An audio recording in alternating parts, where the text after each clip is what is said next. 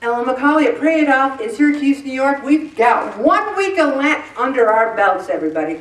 And this session is really kicking some weight loss butt. We're up to 104 pounds off already, and that's incredible. That is really good. We're on plane to have a record level session here.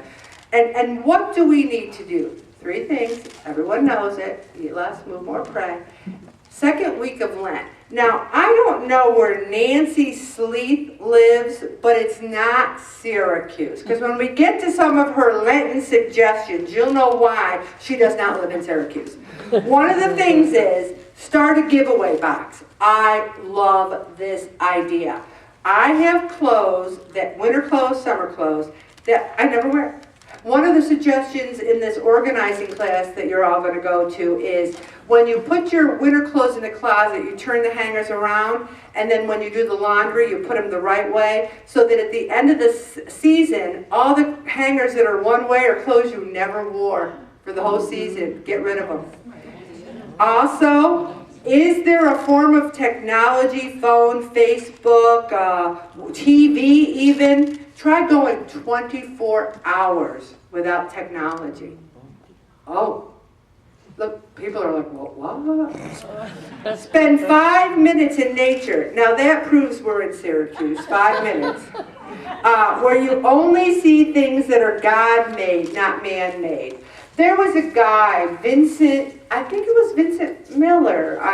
He was in the newspaper, the section. He lives in Strathmore. He's 97. He takes all these photographs. Anybody see that? Vincent Miller, isn't it? Well, he shares them on Facebook and blah, blah, blah. So I thought, he's awesome. I want to know him. So I go to Facebook. And I said, will you be my friend? I saw your article in the paper and I think you're awesome. And he's like, yeah, he friended me right away. He took the most incredible picture of Strathmore Park, whatever that's called over there. Onondaga Park. With ice on the trees. And then he had another picture of it in the summer that was the exact same scene. I just kept looking at it. God gives us the 4 seasons because that's what the earth needs. And it's so beautiful. Not to drive in, but to look at. It's beautiful. Next time you fill up your car, say a prayer for God giving you the gas in your car. When's the last time you went, thank you, Jesus, for this gas. The price is coming down. I'm happy. Woo, woo. Go out of your way to support a local business. I love supporting local businesses. Purchase seeds for a vegetable garden, patio garden, or indoor herb gardens. So we'll have to do the indoor one. 1 day in 7, take a 24-hour day of holy rest. What? I've never done that. I was talking about it to someone who was Jewish today at work. I was coming out of my office and she was walking by and we're having this big event that I'm going to tell you about on March 19th. And she says, this one group can't come because it's the Sabbath. And I'm like, oh my gosh. I said, can you come? She goes, yeah, because, I usually keep the rest of the day holy and I'm not Orthodox. She goes, yeah, I never do laundry on the Sabbath. I never do this on the Sabbath. I never do that. Sunday is like, if I didn't have Sunday, I don't know. When you work full time, do pray it off. The vision of resting on a day is almost, it's exciting. So Bob and I talked about it. When we retire, we're going to have 1 day a week where we do nothing. And my sister's retired. She goes, it ain't going to happen, Ellen. It just doesn't. But I do think that we need some rest. Like there's certain times I say to Bob, I'm going to stop working now and read my book. Invite someone new into your home to share a homemade meal. A low-cal, low-fat homemade meal. Skip number 10. Also, number 12. Before you make a major purchase, wait a month to see if you need it. My parents did not have a credit card. My mother is 82 years old. She has never had a credit card. She saved her money, and when she had enough, she bought what she needed. Imagine that.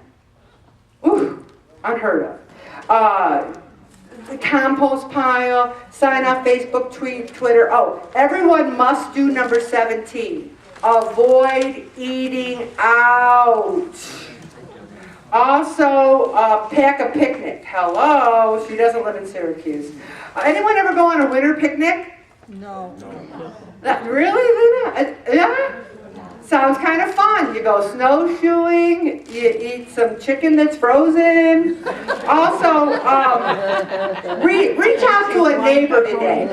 I don't know about you, but we live in a world sometimes where your neighbor, you're like, hey, you know, because you're busy, they're busy, but reach out to a neighbor. Study the Bible together. We do that already. Help a neighbor weed their yard or snow blow their, I love this, cut their grass, or snow blow their driveway. Last February, our snow blower was broken, and we had one of the worst days ever. What do we have, like 2.5 feet of snow or something? Bad. We came home from work, and one of our neighbors had snow blowed our driveway, and I started crying. I was so happy. And he says, well, it's Random Acts of Kindness Week. So, I mean, we had to find out, did you do that, Blair? He goes, I can't tell you, it's Random Acts of Kindness, I gotta be random. But do something kind. Switch out a few bulbs to LEDs. They're expensive, but guess what? If you do one a week, don't go out and buy 100, go buy one a week, and pretty soon you'll have all the LEDs. Start a book group. One of the things I want to do when I'm retired is be in 3 or 4 book groups. Teach a child or a teenager how to bake, sew, or craft. How about sew or craft? Oh, I love this one. Hang your clothes on the line to dry. When we were growing up, we didn't have a dryer. We had a wringer washing machine. And winter, summer, spring, and fall, we would hang our clothes outside. And I remember times where they'd literally be frozen. Does anyone remember clothes on the line frozen? And then you'd bring them into the back shed while they defrosted, and I'm like, Mom, doesn't that make any sense to you? She goes, shut up. Drink tap water instead of bottled water. Ouch, oh, we're guilty of that. We live in some of the best water from Skinny Atlas Lake, and we're drinking bottled water, which I'm guilty of. Bike while running errands. Again, wait on that one.